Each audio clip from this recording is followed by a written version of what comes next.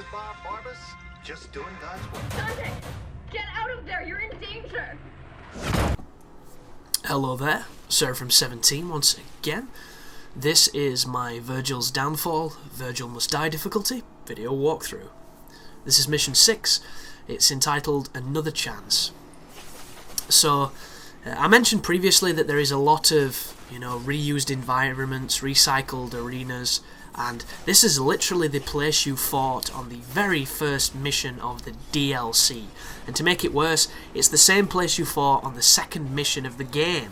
So, don't get me wrong, it's had a bit of a restyling. It does look cool, it is quite imaginative, but you can't get away from that resounding factor that we've played this before. And I don't know, oh, come on Chris, don't fall off, please don't fall off. And it's teleporting me to the wrong guy, so I'm going to have to kill him to teleport to the other guy, and I'm probably dead here. Am I dead? I'm not dead! Goodness me, so dangerous. But this mission is the last thing that stands between you and the trophy and achievement for beating Vergil Must Die. You're also going to unlock Super Vergil, so if you don't want to have any trouble with Hell and Hell, sorry, you'll have Infinite Deviltrigger, which should help you, get through the tougher parts of the game. And it's just it's a fun challenge, because this game's not too bad on this difficulty. The enemies take a good beating, so it allows you to build combos and get creative with your moves. Here come another bunch of ragers. Once again, if you don't want to fight them or build combos, just knock them off the edge and get the environmental kill. It's really easy to do with Vergil, because you can just use the demon pull to pull them towards you, and then knock them in the air and then knock them off. As soon as the first rage dies, the second one rages. Get it? I just fell off like a retard, but I'm back. And that is one of the cool things about the angel pull. Like, if you do find yourself in a bad spot, you can get back on the platform, but it's entirely reliant on the enemies still being on the place you want to go. If they're not there, you don't stand a chance, and the amount of times that I've fallen, I don't even need to tell you anymore, because you've seen it, you've watched this playthrough, you've watched this walkthrough, and it's had some messy sections to it. But it's been more than enough to get the job done, and that's the thing that matters. So here's some more of the invisible floating platform stuff. Don't stand on that. Yeah, I'm learning my lesson gradually. Like, to me, I should have been able to land and jump immediately, like get a single frame, but the game said no. The game wants it to be as flat as possible, or it doesn't even count as a platform, which personally I'm against, because I think it's a bit bullshit, but I understand it. This is where you saw Dante and Virgil fighting as children, and then when you come out here, there's going to be I think there's a fight as soon as we land on this next platform, and it's a fight against a bunch of flying stuff. So the crossfade there tells you that I died. And I died for obvious reasons. Bunch of flying enemies, bunch of possible falls, gravity's OP, and I don't like these arenas. I don't like fighting where I can fall off, because I'm gonna fall off.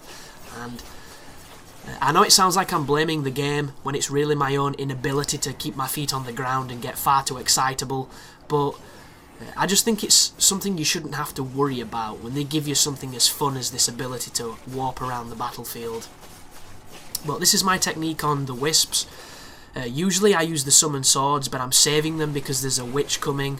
There's also more wisps coming, so I'm just going to kill these guys the normal way. Which is jump cancelling and then probably doing the drive. Oh, sorry, not the drive, the stomp. There was a perfect judgment cut. There's me spamming judgment cut to try and kill him, but he's got a lot of life. There's me risking a stomp because I'm on the middle of the platform, and there's the eventual kill. So the Stinger Bee can be pretty good for the final phase of that enemy, but I hate it. I absolutely hate what they've done to the move, and every time I use it, it makes me sad. So I don't use it as often as I possibly should. But here's the next wave of enemies, 3 wisps and a witch. So the first thing you want to do is kill this witch. She's going to cause some serious trouble if you don't. However, the lock-on might have other plans, as you've just seen, and yeah, lock-on in third-person action games, we need a progression in technology that allows it to be perfect, and I don't think we ever will get there, but I eagerly anticipate improvements, because this game and Metal Gear Rising have two of the worst lock-ons ever. And don't get me wrong, you can manage them, especially Rising, because you can manually lock on, and that's the best thing about manual lock-on, it really helps, but at the same time, the standard built-in lock-on mechanic is just...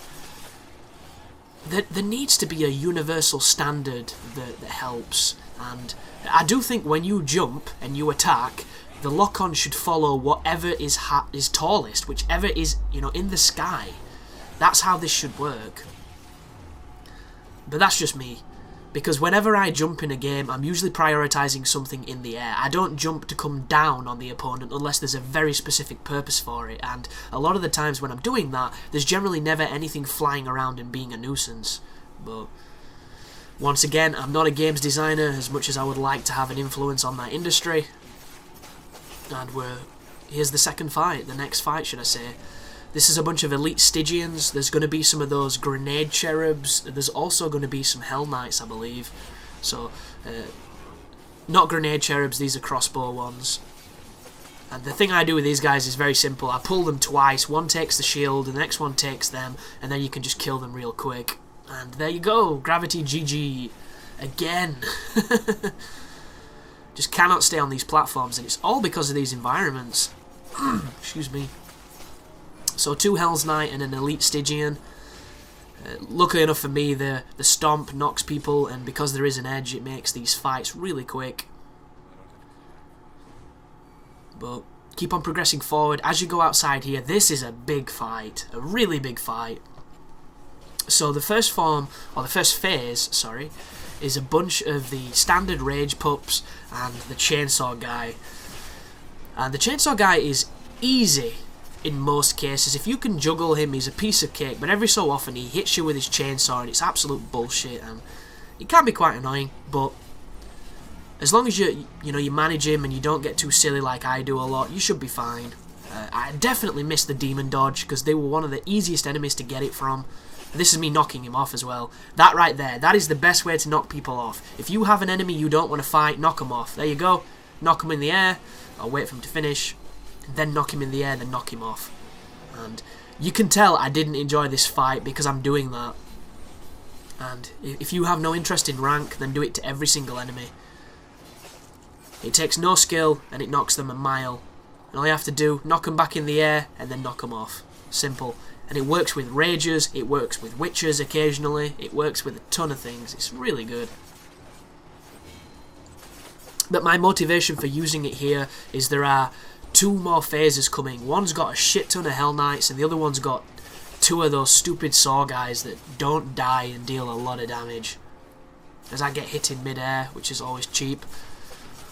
But just a couple of elite Stygians left, and we've been fighting these for quite some time, so they should be okay. Just be aware that when they've got distance from you, they do that ground fire attack, and I see it coming, I know it's coming, and I know what it's doing, and it still hits me. It's one of those really strange moments where I seem to mess it up.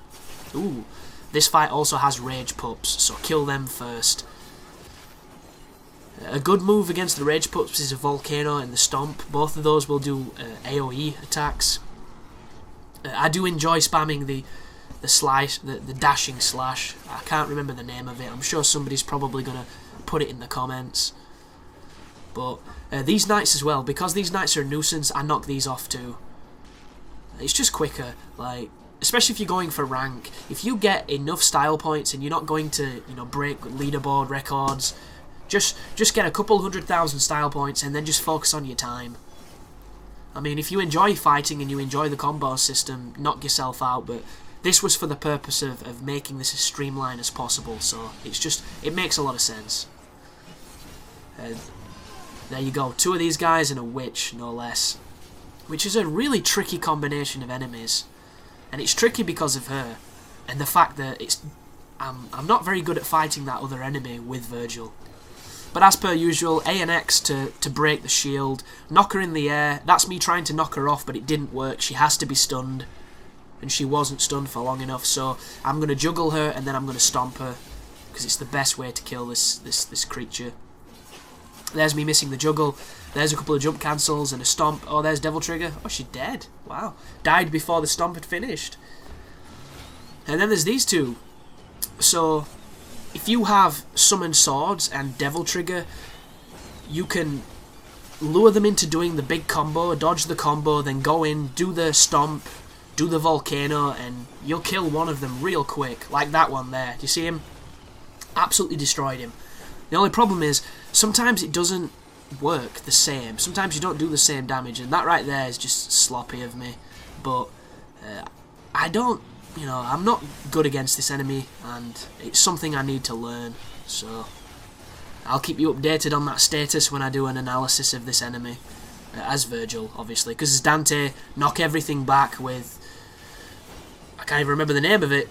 Is it Osiris? With Osiris, and then just go in and smash it with the Arbiter. Piece of piss. But there's the Judgment Cut, there's the final enemy. That is one of the tougher gauntlets on the game, or on the DLC. And there's 2 more enemy encounters, and they're all going to be on the second part of this video. So thank you for watching, guys, and you take care now.